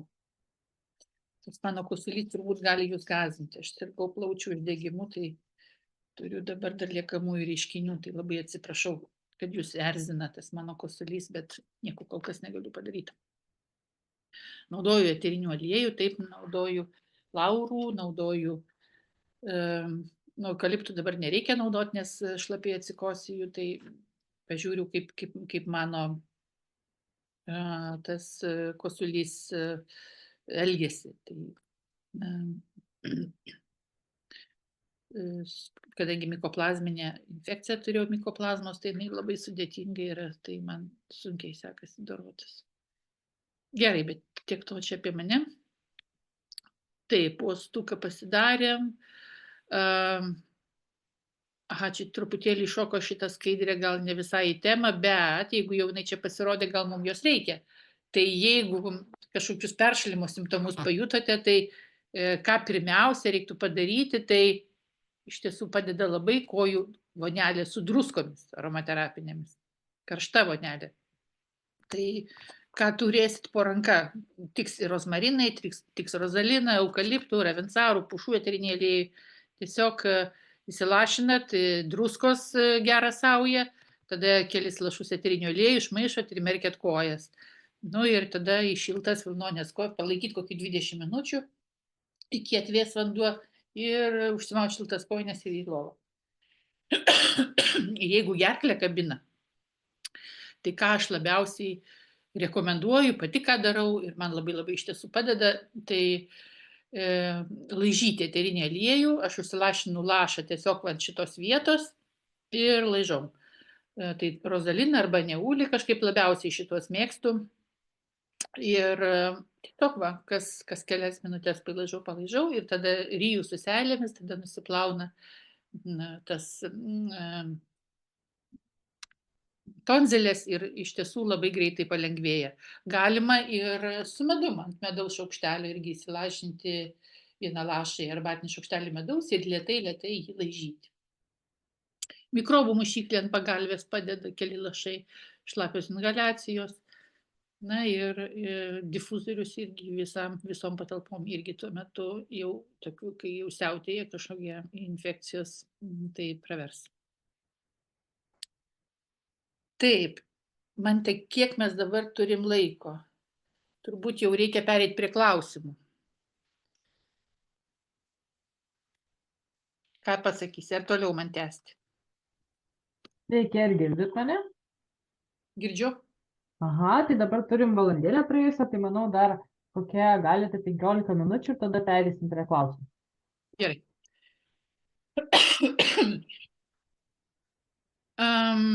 Taip, tai dabar kaipgi jau sužinojom, kad padeda tie eteriniai aliejai ir nuo menopauzės, bet kaip jie veikia, tai iš tiesų iki molekulinio lygio visiškai nėra labai aišku, nes eteriniai aliejai yra labai sudėtingos kompleksiniai junginiai. Vieną eterinį aliejų sudaro keli šimtai junginių. Tai tas poveikis jis yra labai savotiškas, tai ir tyrimai yra sudėtingi, nes nepakanka kažkokios remtis vien tik tai vieno junginio, kurio yra daugiausia eteriniam aliejui poveikių. Tai, žodžiu, reikia dar iš tiesų atlikti labai daug tyrimų ir tai yra daroma, bet vis nepakankamai ir trūksta ir tų kokybiškų tyrimų, tai tas poveikio tyrimai yra sudėtingas dalykas. Ir dažnai, vat, ir čia aš kur rodžiau, citavau irgi ir tos klinikinius tyrimus, tai ne visi jie yra labai kokybiški, vis išvadose yra rašoma, kad reikia kokybiškesnių, labiau ten dėmesį kreipti į metodiką ir panašiai, tai iš tiesų sudėtingi dalykai. Todėl, kad poveikis yra ir sisteminis, ir vietinis, ne, jau kaip minėjau, psichologinis ir farmakologinis. Ir poveikį lemia visa kompozicija, o ne tik vyraujantis pagrindiniai junginiai. Na ir dėl to, kad tų junginių tiek daug ir poveikis labai įvairus yra. Vienas eterinis aliejus gali turėti keletą savybių, keletą poveikių. Tai ir priešuždegimiškai veikti, pavyzdžiui, ir atsikosėjimą gerinti, ir antimikrobiškai veikti, ir raminti. Tai kažkokių tai tokių eterinių aliejų, kurie būtų labai labai unikalūs ir tik tai vieną dalyką darytų, yra labai mažai.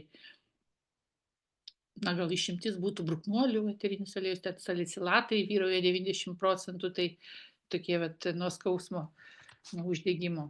Bet čia yra išimtis praktiškai. Na ir kaip jau minėjau, labai svarbu, jeigu jau sveikatinamės, netikimės sveikatai gero poveikio, tai labai svarbu, kad tas eterinis aliejus būtų tikras, autentiškas, kad tos mūsų lūkesčius ir atitiktų. Tai tam yra atliekami būtent cheminės analizės tyrimai, tai mes turim laboratoriją, turim tokį specialų prietaisą, dujų chromatografą su masių spektrometru ir kiekvieną eterinį aliejų, kai gaunam, mes taip padarom tokią analizę, kuri išskirsto visus junginius laike ir mes matom, išvardina tos junginius, reiškia, kiekvieną iš jų, jeigu yra kažkokių priemaišų, priemaišas irgi matom, jeigu yra ftalatus matom, pesticidus irgi matom ir visą šitą galim pasitikrinti. Ir tai yra mūsų kasdieninis darbas.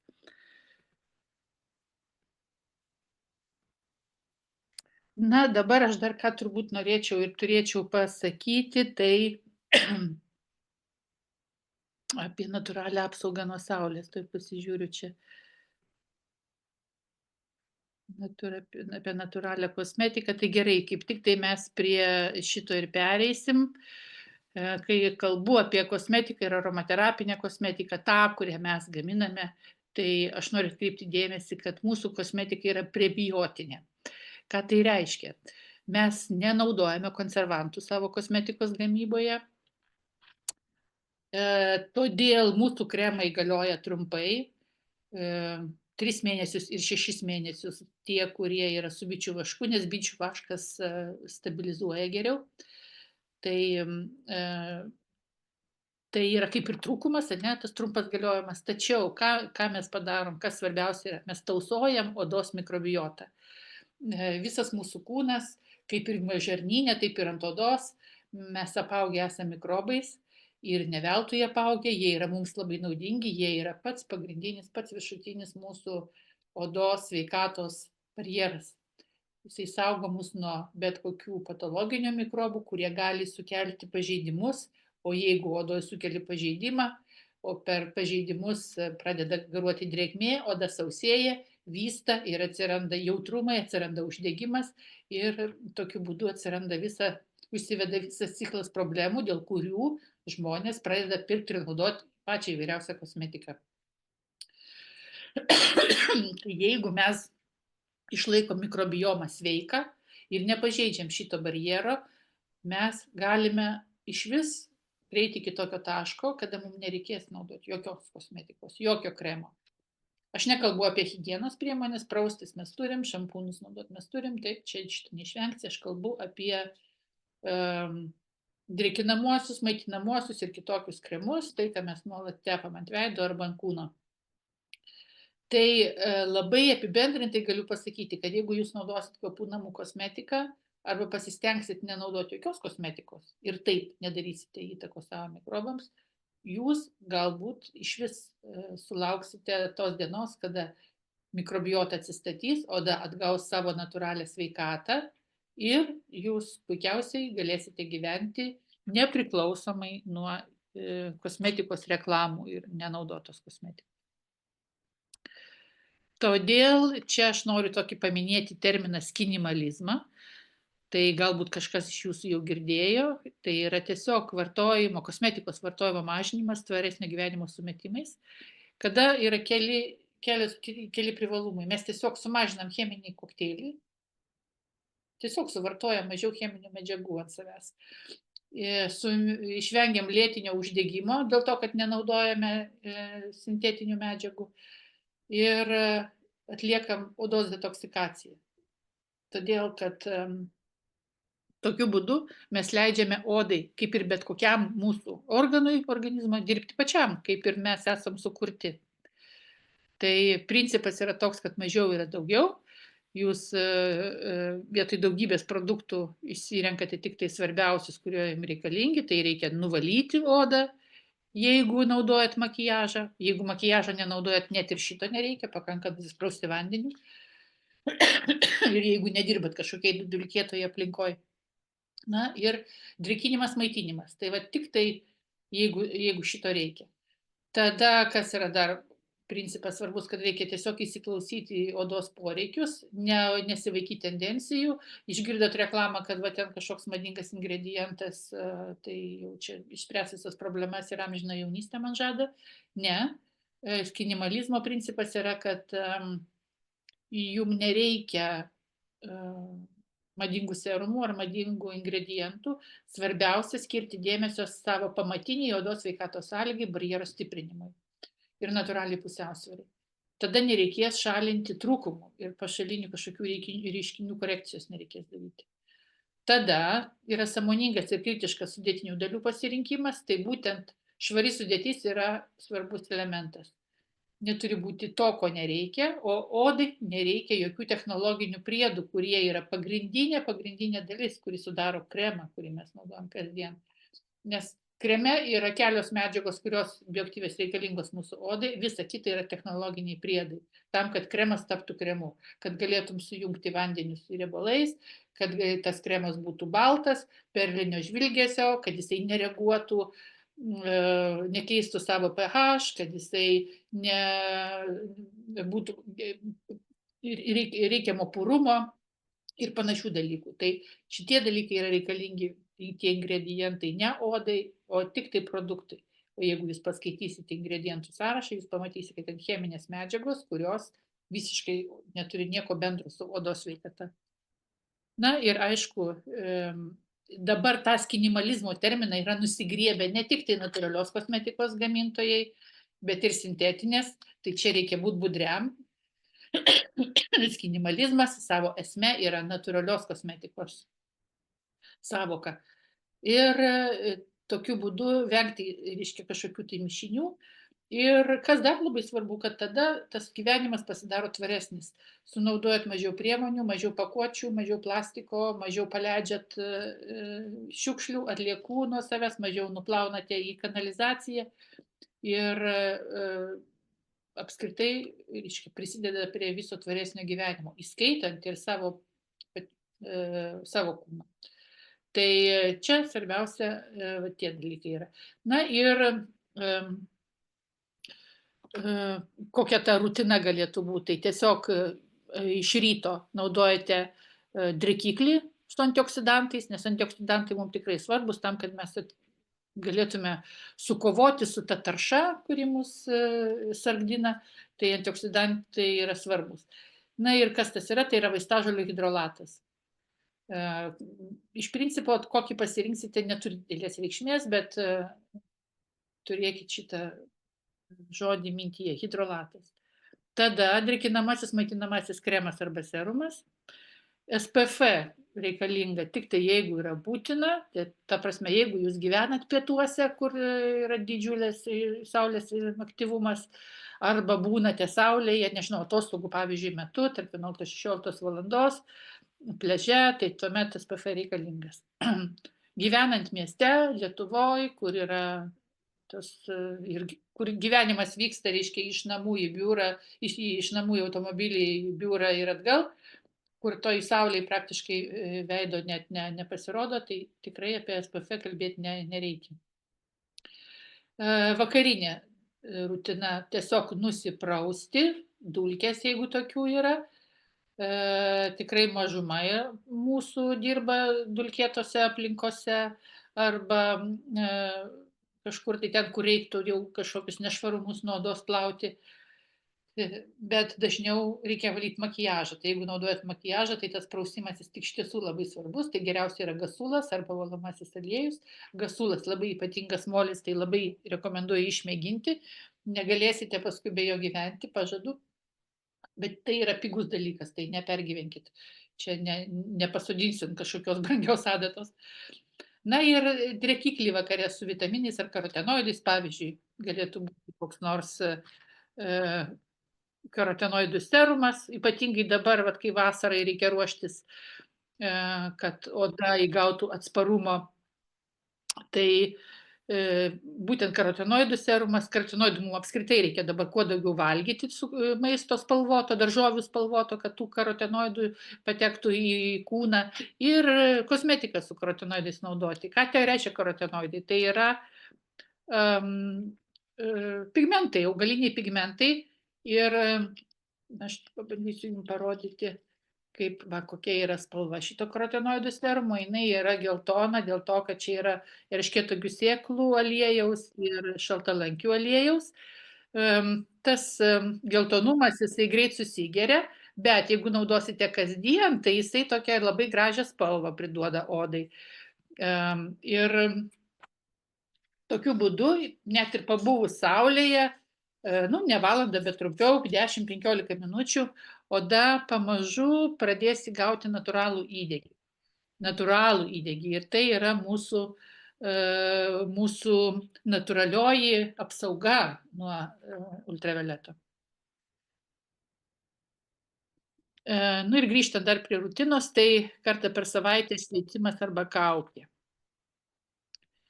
Šveitimas, tai pavyzdžiui, aš galiu pasakyti, kad nebūtina jokių šveitiklių jums pirkti. Pats paprasčiausias šveitiklis ir puikiai veikiantis yra kavos tirščiai. Tirščiai, o ne malta kava.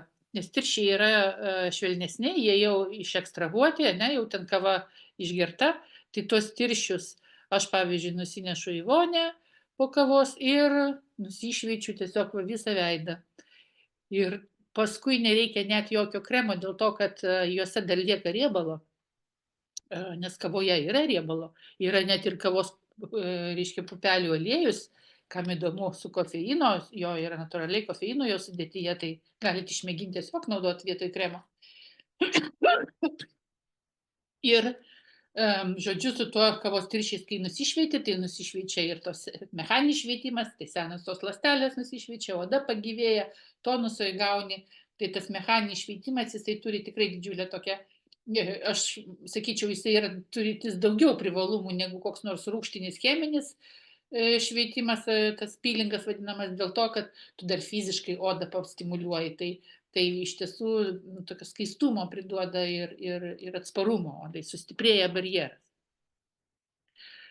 Tai va, ir dar kas yra mūsų koncepcija, kvapų namų koncepcija, yra šitą skinimalizmą būtent papildyti aromaterapiją. Tai čia tada ką mes gaunam? mes, reiškia, naudojam mažai produktų, tik tai, kas būtina, hidrolatas, aliejus arba ten serumas, ką be pasirinksi ir viskas. Tai mes tą vadiname simplės priežiūrą, ne hidrolatas plus aliejus. Bet jeigu iš šitos produktus įvedi hidrolatą kvepiantį, jeigu įvedi kvepiantį serumą su eteriniais aliejais, tu gauni ir aromaterapinį poveikį, antistresinį poveikį, tai reiškia holistinę patirtį tokią.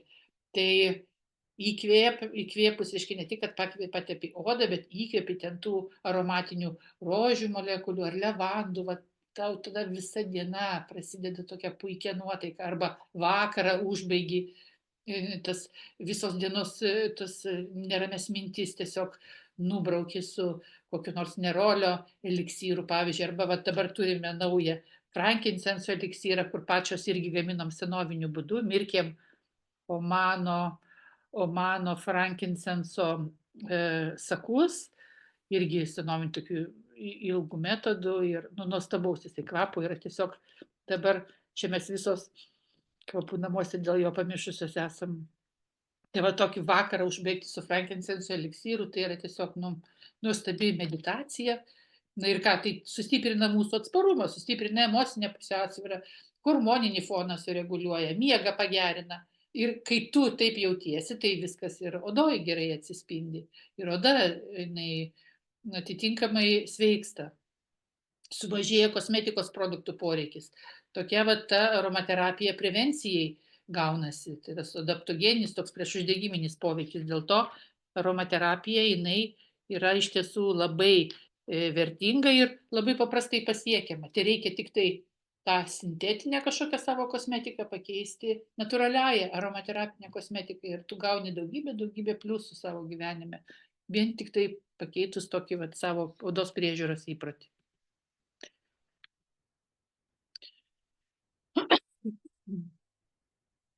Dabar buvo dar klausimų apie natūralią apsaugą nuo saulės ir aš jau užsiminiau, kad mums saulei reikia odą paruošti ir organizmą paruošti saulės spinduliam.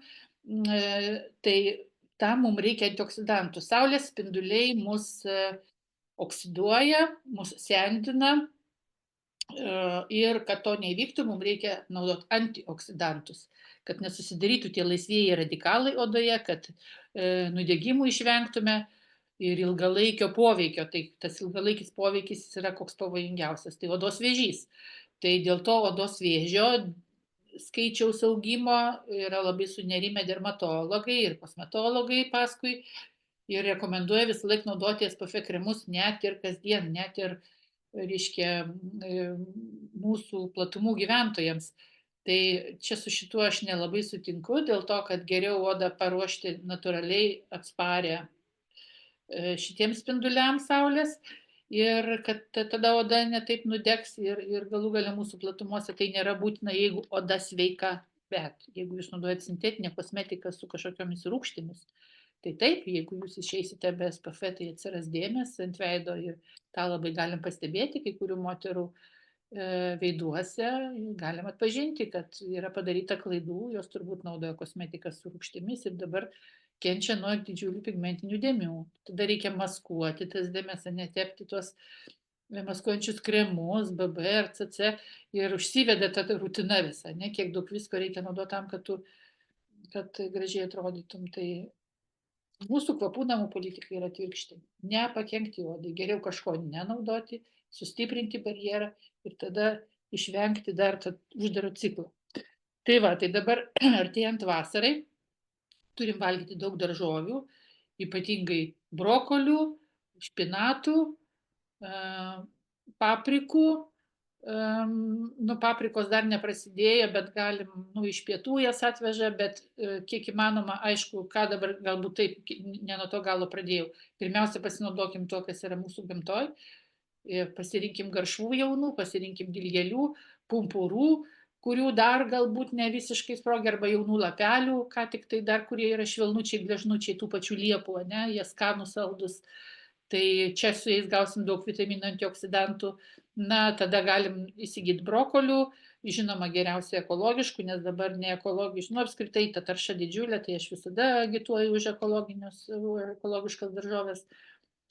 svogūnai, ridikėliai, būtent raudonieji ridikėliai, kuo daugiau spalvų, kuo daugiau žalios spalvos, kuo daugiau raudonos spalvos.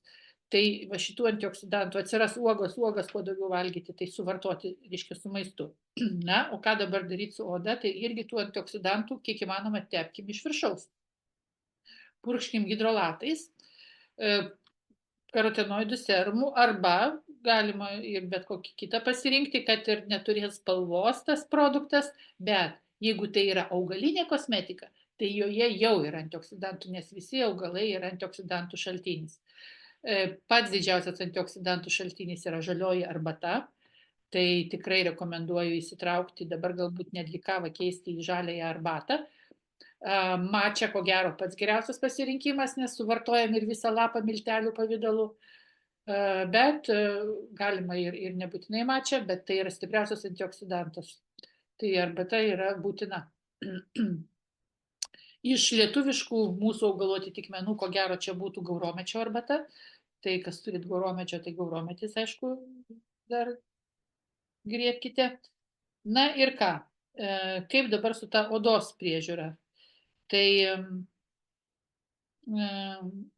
minėjau, kad jeigu esat Lietuvoj, kasdienai neagituoju aš už SPF kremus, galime to išvengti, užteks augalinės kosmetikos, augalinio aliejaus, kuriame bus kažkiek tai karotenoidų. Jeigu vis tik tai važiuoti į pietus ar atostogauti dabar ir būnat saulės dienos, reiškia, lauke dieną aktyviausiamis valandomis, tada reikės SPF apsaugos. Galima naudoti aliejus nerafinuotus. Jie turi tam tikrą SPF, bet jis labai nedidelis. Tai tada reiktų, reiškia, naudoti tuos aliejus ir po truputėlį odą pratinti, kol įgaus natūralų įdegį. Nes natūralus įdegis, kai susidaro daugiau pigmento mūsų odoje, ta yra mūsų natūralioji apsauga. Tai bet tada reikia tą daryti po 10, po 15 minučių, po 20, po 5, po pusvalandį ilginti kiekvieną dieną, kol šiek tiek paruduoja oda. Bet yra žmonių, kurių oda neruduoja, kurie iškart nudega, tai tada tiem žmonėms vis tik tai reikia naudoti SPF kremus. Dabar kokius tos SPF kremus? Be abejonės aš tik už natūralius ir tik už mineralinius filtrus. Tai tokie yra dvi medžiagos dabar. Negaliu pasakyti, kad jos ten visiškai saugios yra, bet tai yra geriausias pasirinkimas, tai titano dioksidas ir cinko oksidas. Tai yra medžiagos, kurios, reiškia, veikia kaip atšvaitai, nes tai yra, reiškia, mikroskopinės plokštelės metalų ir jos atspindi spindulius, kaip spindi, nesugeria, ne cheminė reakcija vyksta kaip su cheminiais SPF filtrais, bet kaip atšvaitai veikia. Tai kokio ten skaičiaus, kokio stiprumo, 20, 30, 50, tai galiu pasakyti tokį dalyką, kad 50 nuo 30 skiriasi vos keliais procentais apsauga. Tai tikrai nėra ten, nereiškia, kad jeigu jūs susitepsite 50 skaičiaus SPF, galėsite būti tenai visą dieną saulėje. Taip nebus. Dėl to geriau rinktis tą mažesnį SPF, jame mažiau bus tų metalų oksidų, mažiau apkrausite savo odą, bet geriau tiesiog būti po skėčiu, geriau būti apsirengus su skrybelė ir tuomet mažiau tų medžiagų svetimų užtepsite ant odos, mažesnis krūvis odai bus. Ir SPF, žinoma, reikės, jeigu važiuosite atostogauti pietus, pietų kraštų, Afrikos ten, ir panašių, kito ekvatoriaus gyventojų oda yra juoda, tamsi, tai čia yra jų natūrali tokia apsauga, tai jie gali išsiversti be tų kremų, bet kai mes baltaodžiai pradėjom važiuoti pietus ir gyventi tenais mėnesiais, metais, tai tada ir atsirado iš tiesų ta vėžio rizika didžiulė ir dėl to atsirado tas didžiulis SPF poreikis. Tai ne veltui taip yra, tai jeigu į pietus važiuojam, SPF kremo reikės. Taip.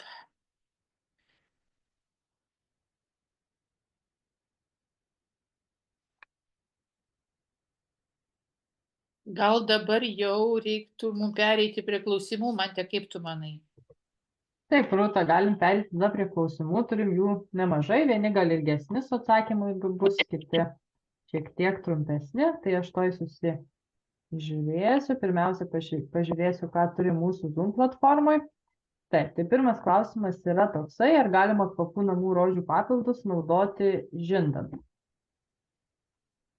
Pakartok, prašau. Ar galima kvapų namų rožių papildus naudoti žindant?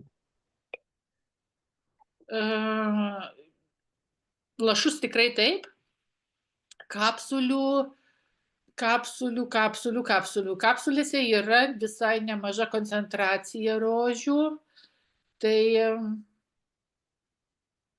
ne, aš nerekomenduočiau žindant, dėl to, kad poveikis iš tiesų yra nežinomas.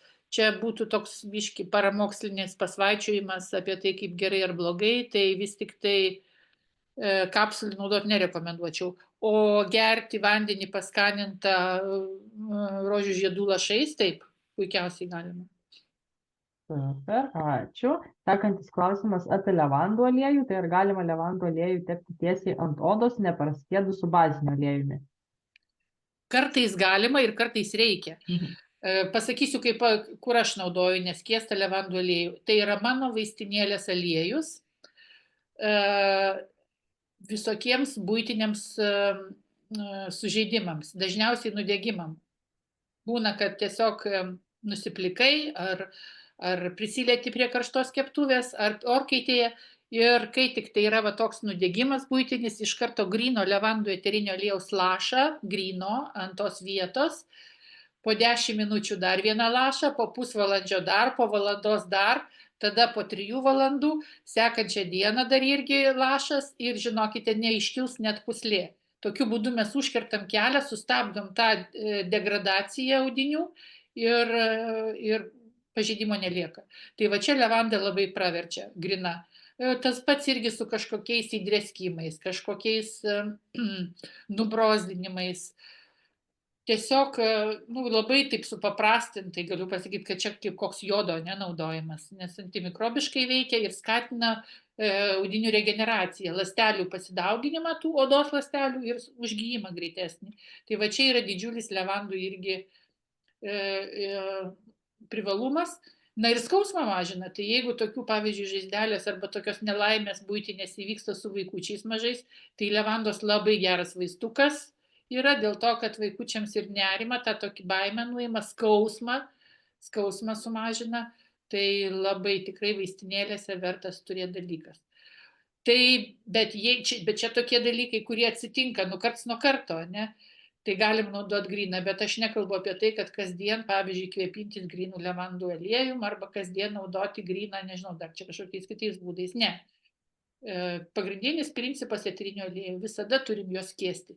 Nenaudoti neskiestų ant odos, bet yra išimčių, tokių kažkokių nelaimių, kurios įvyksta, kada galima gryną naudoti levandų eterinį, galima panaudoti gryną arbatmedžių, šlamučių gryną kartais galima irgi panaudoti, jeigu kažkokia tai mėlynė, sumušimas, irgi išnyrimas, pažeidimas, tai yra keli tokie eteriniai aliejai, kuriuos galim panaudoti grynus. Ačiū, labai išsamei atsakėt, manau, kad dar suteikė daugiau žinių būtent apie kitus eterinius aliejus, nes dažnai iš tikrųjų klientai klausia. Sekantis klausimas yra, ar eterinį aliejų atskiedus distiliuotų vandeniu galima naudoti kaip hidrolatą?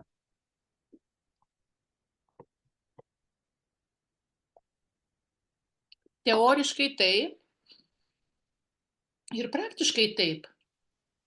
Tik tai, kad tas suplakimas jis nelabai išeis.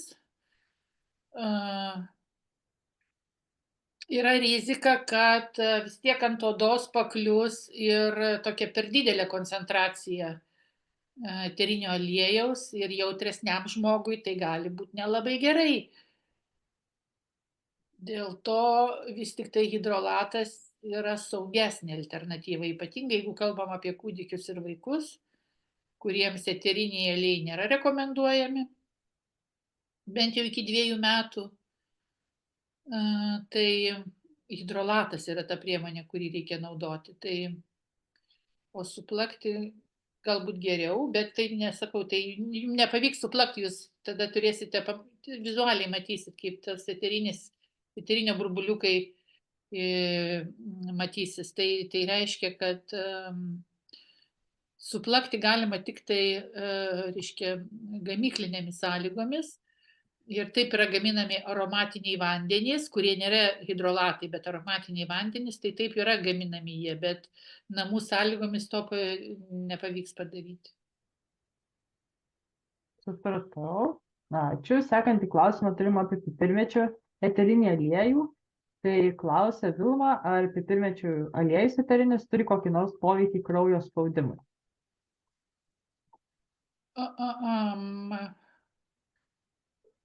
Ne, mano žiniomis neturi. Sekantį klausimą turim tik iš kitos mūsų žiūrovės. Klausia, ar tepant pipirmėtės eterinį aliejų smilkinius ir nugaroje kaklo duobutę gali įtakoti kraujo spaudimo padidėjimą. Tai vėlgi apie tą patį klausia. Tai matyt, čia gal susidūrė su kažkokiu tai atveju, kad pakėlė spaudimą, tai aš nesu aromaterapeutė, tai man dabar aš taip jau 100% nesigulsiu čia kryžiumi ir nesakysiu, kad nekelia, bet neturėtų kelti, ne. Aš nerandu kažkokio apribojimo pipirmėčių naudojimo, kai literatūrą skaitau, kad hipertenziją turintiem tai būtų kažkokia tai kontraindikacija. Galbūt kažkoks toks laikinas ir yra, gali spaudimas pakilti, pavyzdžiui, kaip pipirmėtė suaktyvina kvėpavimą, ne, ir padaugėja deguonies kraujyje, tokia hiperoksija truputėlį būna, tai tada gali būti toks laikinas gal tas reiškinys, bet nenuolatinį. Dėkoju. Tai va, tuo pačiu atsakymė į 2 klausimus. Tada sekantis klausimas čia būtent apie tai, kai jūs pasakojate apie savo būtent kosulį, tai klausia mūsų klausytoja, o ką galima sausam kosuliui naudoti? Sausam tai skystina gleivės eukaliptai. Eukaliptai, tada rozmarinų, cineolio chemotipų eterinis aliejus, ravinsara, nuostabus, yra toks madagaskarietiškas, labai malonaus kvapo eterinis aliejus, neulis, kajaputas. Tai čia tie, kurie turi eukaliptolio, to cineolio, tai jie skystina gleivės ir tokiu būdu palengvės kvėpavimas. Dėkoju. Sekantis klausimas apie tai, kaip pasakojot, kad moterims būtent geriausia yra damasko rožė, tai klausė, o kas būtų vyrų kvapas ramintojas? Ta pati rožė irgi. Mes vakaruose kažkokiuose gyvenam stereotipuose, kad čia rožė tai tik tai jau moteriškas reikalas apskritai, ne čia ta sfera moterų. Bet yra įdomus dalykas, kad pavyzdžiui, arabų kraštuose rožė yra visiškai vyriškas augalas. Arabai vyrai kvepinasi rožių eteriniu aliejum.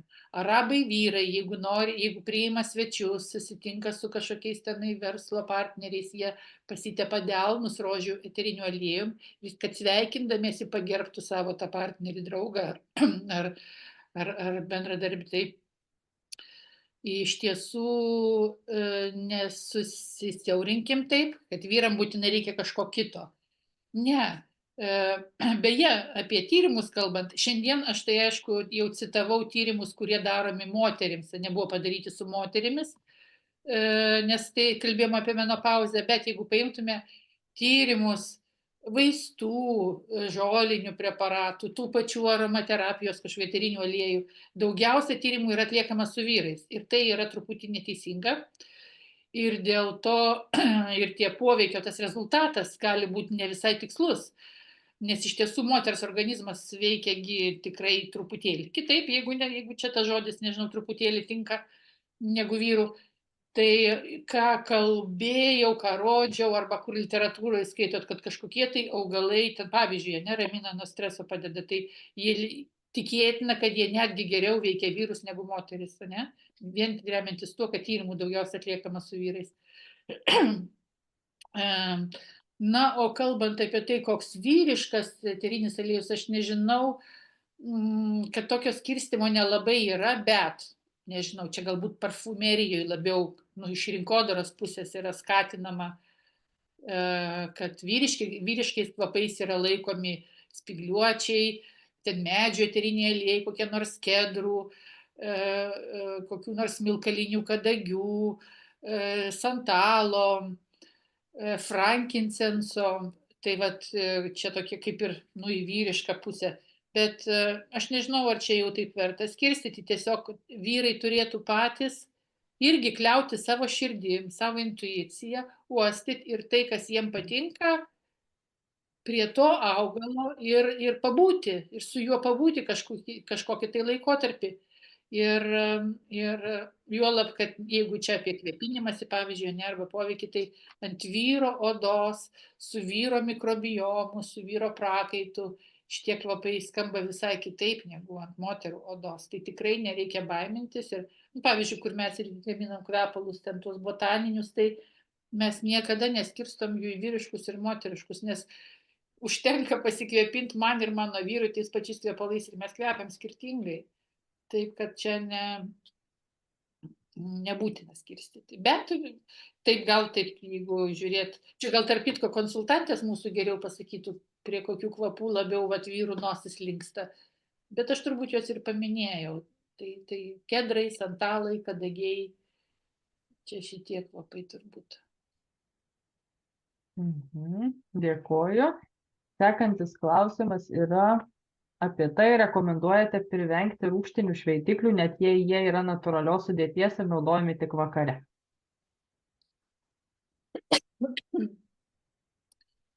Aš manau, kad jeigu vakare naudosit, nieko baisaus.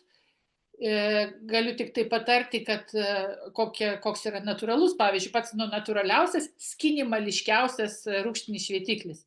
Tai yra ananaso arba papajos gabalėlis.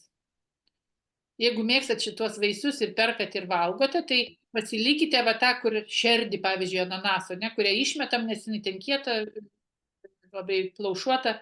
Tai aš, pavyzdžiui, tą šerdį pasilieku šaldytuve ir su ją nusišveičiu veidą, mechaniškai irgi, nes jinai tokia šiurkštoka yra.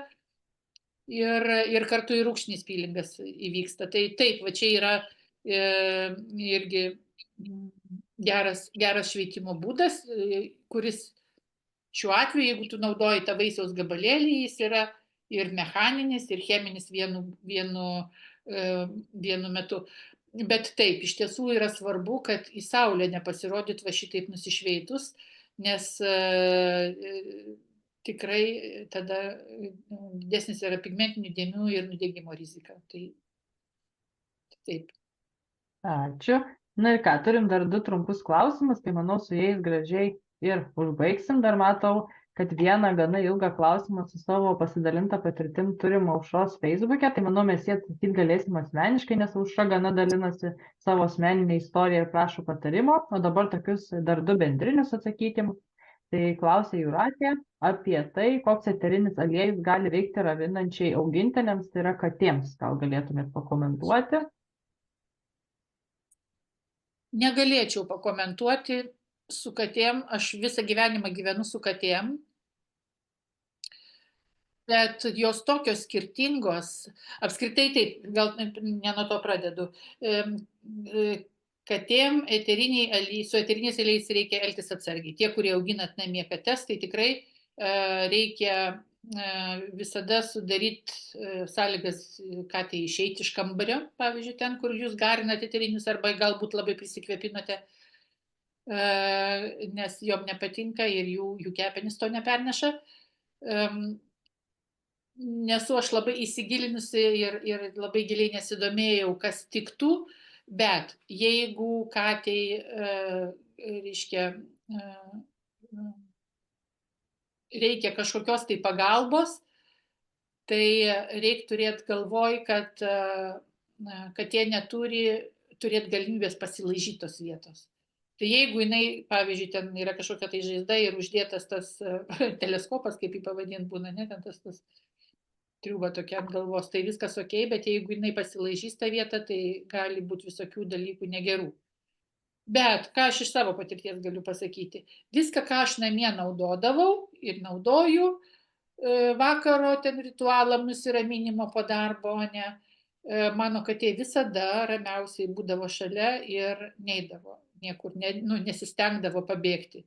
Arba kai aš ją ten prie savęs paimu, tai jinai niekada nuo manęs nėra taip bėgusi. Tai yra, aš darau tiesiog tokią prielaidą, kad tie raminamieji eteriniai aliejai, kuriuos aš naudoju namie, labiausiai mėgstu, tai levanda, nerolis, rožės, retkarčiais arbatmedis, jeigu tenais, bet čia ne, aš jo bendrai nenaudoju, čia tik tai kaip vaistinėlės aliejus.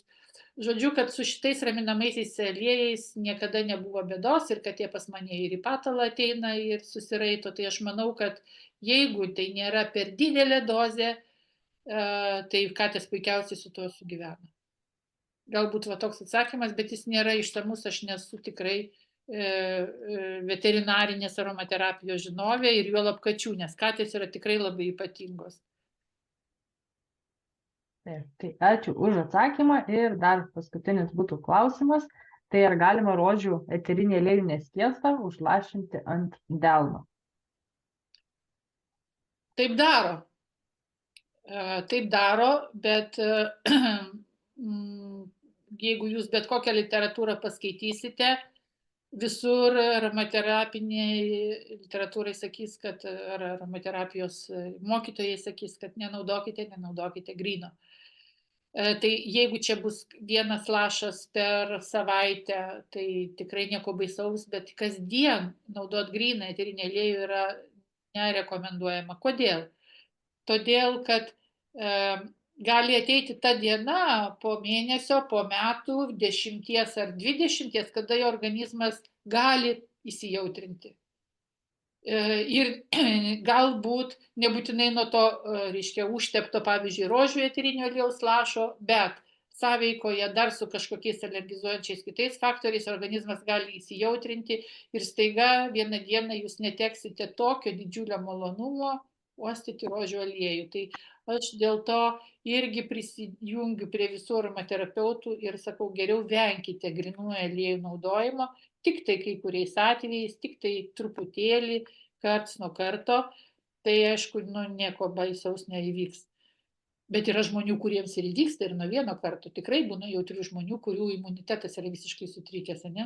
Tai tada visko būna. Bet tikrai, jeigu norime mėgautis augalais ir eteriniais aliejais ilgai, visą savo gyvenimą, tai geriau reikia taupyti savo imuninę sistemą ir nenaudoti neskiestų. Taip, tai dėkoju už atsakymą, tai manau šiandien šiuo atsakymu ir baigsim. Tai labai dėkoju Rūta jums už gausią informaciją, labai daug susilaukėm ką tik padėkų, sakė, kad labai įdomu, komentuoja žiūrovai, kad labai laukia ir kad šitie laivai labai padeda praturtinti jų žinias. Tai ačiū visiems, kurie klausėt. Jeigu nesulaukite atsakymo, bet jis jums labai yra svarbus, tai galite drąsiai parašyti mums info@aromata.lt arba marketing@aromata.lt ir pasistengsim jums atsakyti. O dabar sakome ačiū ir iki kitų pasimatymų. Ačiū, labai gera. Parašykit, jeigu iš tiesų kažkokios norėtumėte temos. Aš turėjau tokią mintį apie kvepiklių naudojimą, apie jų poveikį sveikatai, bendrai kvepiklių ir sintetinių ir natūralių. Paskui ten dar keletą temų, tai jeigu yra kažkokių dalykų, kurie rūpi, tai visai mes galim ir pratesti, ne, Mante, tokius susitikimus. Tai tiesiog mums reikia daugiau apie jūsų poreikius išgirsti. Tai va, tai nelaikykit prie savęs tų klausimų, rašykite ir mes tada jausime pulsą, kas svarbu ir atsižvelgsim. Taip, tai labai ačiū Jums. Linkiu ramaus kvapnaus vakaro, linkiu užsukti kvapų namus, pauostyti mūsų naujienų, susipažinti su kokybiškais kvapais, švariais kvapais ir būkite sveiki. Ate. Viso.